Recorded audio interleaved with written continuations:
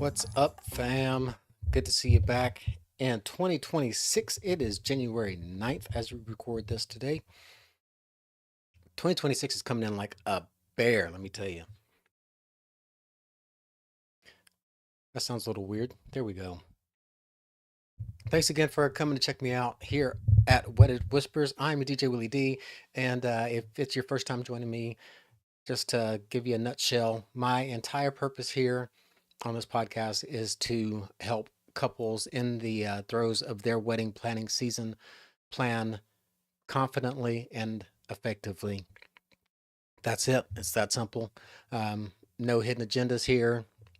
The service area that I am active in is essentially um, greater Tennessee. We're talking Dixon to Knoxville, and say north to south Chattanooga to maybe Louisville ish. And the information that I disseminate here is effective to in that area. I speak to that area specifically. Um, when I throw stuff out, this is not West Coast trends. This is not Northeast trends. This is what's happening here and now in our area, in the area that I am active in. Just a second here.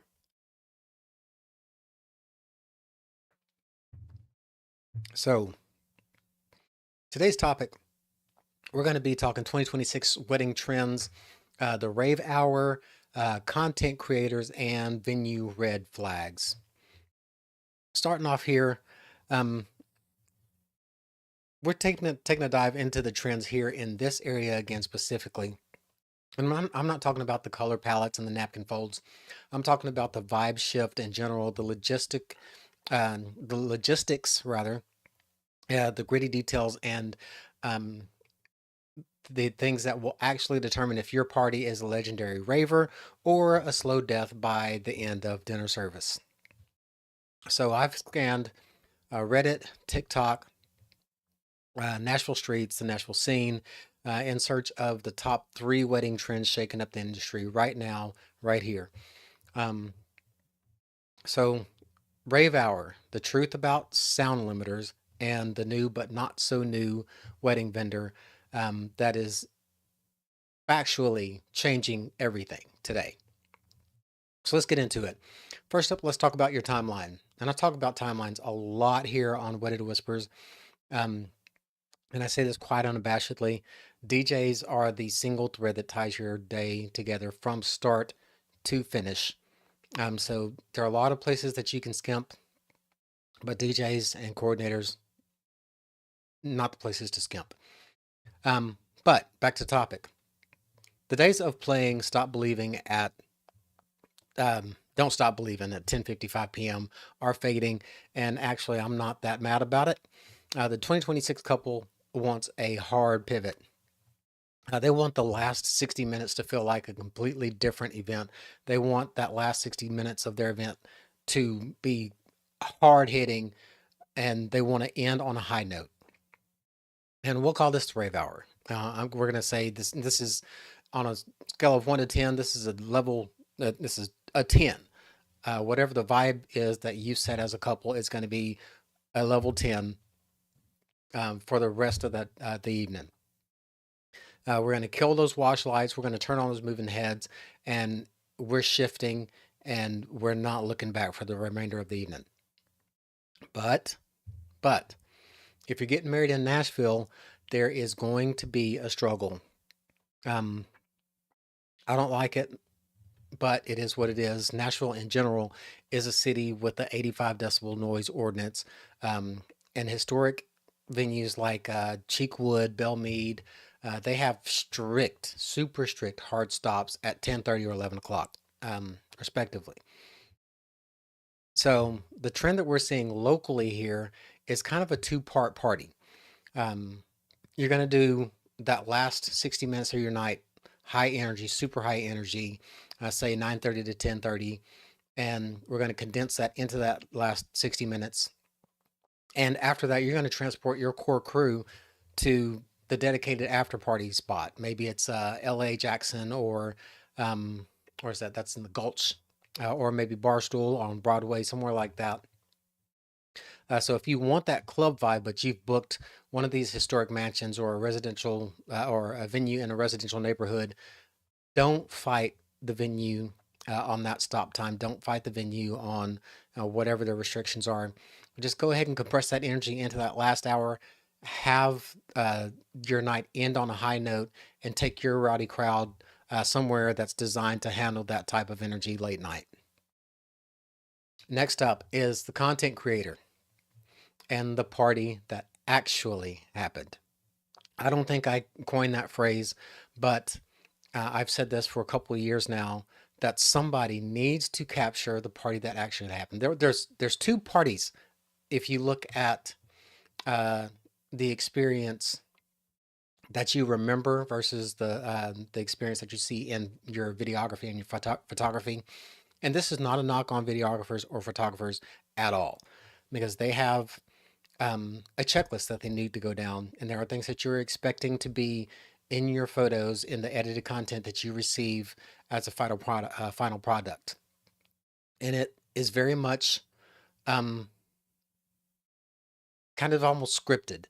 There are things that you want in there that you have put on a timeline on purpose or in the details on purpose, and said, you've communicated to your photographer or videographer, these are the items that are important to me that I want to see in the finished product, and that's what they're focused on. But the controversial vendor that we're talking about here is the content creator, the wedding content creator. I see a lot of photographers getting nervous about this, some videographers, but my perspective is this. We have a ton of amazing filmmakers in Nashville who create these stunning, moody, cinematic highlight reels, and they're absolutely gorgeous. Um, but the content creator, they capture the party that actually happened. They're not looking for perfect lighting. They're capturing the sweaty hair, the ties tied around someone's head or forehead, the chaotic group sing-alongs, and that raw energy that's on the dance floor all night long. For me as a DJ, I'm absolutely loving this, um, because sometimes the cinematic video that your videographer is offering sometimes can make the dance floor look a little soft and romantic, but that in your face iPhone footage or 360 footage that's being taken by your wedding content creator, it absolutely 100% is going to prove that you tore the roof off the place. It's unpolished. It's a 24-hour turnaround proof that your wedding was an absolute rager.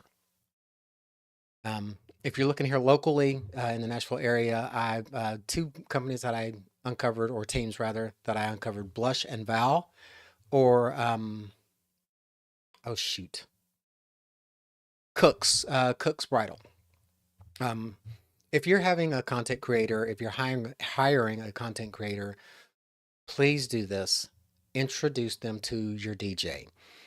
If they're gonna, because here's the thing: if you're hiring a content creator, chances are your DJ is on the dance floor or right at the dance floor because you want that energy.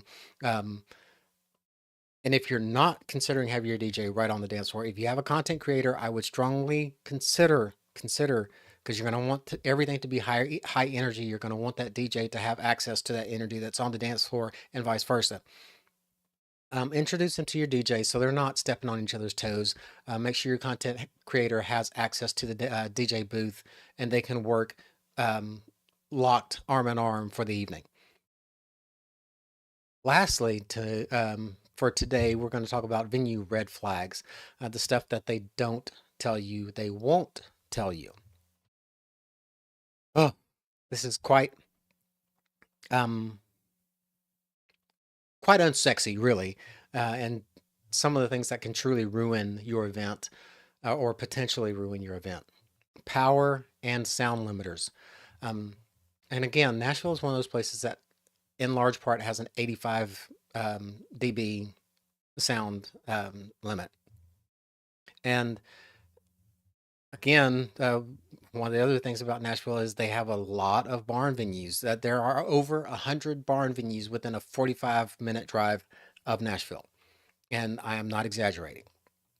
Now they're beautiful, But there's a red flag, a big red flag, and that's single circuit issues. This happens all the time in Nashville at some of these historic venues and some of these barn venues, is that they just simply didn't put enough power in. Um, and I would tell you that the one single question that you can ask these venues, some of these historic venues or barn venues, ask them this: does the DJ booth have a dedicated 20 amp circuit that's not shared with anything else, especially catering? Um, and also ask, do you have sound limiters? These are sound limiters are essentially devices that they will require the DJ to plug into, and if the sound reaches a certain decibel level, it will shut down the DJ booth, essentially cutting the power to the DJ booth. So if you're planning on a rager, you need to know this, especially um, if your venue is one of these historic places or somewhere in a residential area. So to sum it up, 2026 is a high energy time, and I'm loving it. It's transparent. The couples want the raw um, experience. DJs are loving it. Content creators are loving it. And if your videographer and photographer could take advantage of this, all the better for you. Um, so you don't have to fight to get the um, the content that you're looking for. If you embrace these things, if you embrace the content creator, if you embrace the idea of letting your video photographer just focus on the things that you hired them specifically for, and not to have to step outside of that and capture what a content creator can, all the better for you. Plan your rave around the venue's curfew. Don't fight them about that. Um, and hire that content creator to capture the real magic and the messy things and the party that actually happened. And please, please, please, for the love of bass, ask your venue if they have dedicated power, and ask them about their power situation and sound limitations. I'm your DJ Willie D. Thank you for joining me here on Wedded Whispers, and I will see you between now and then.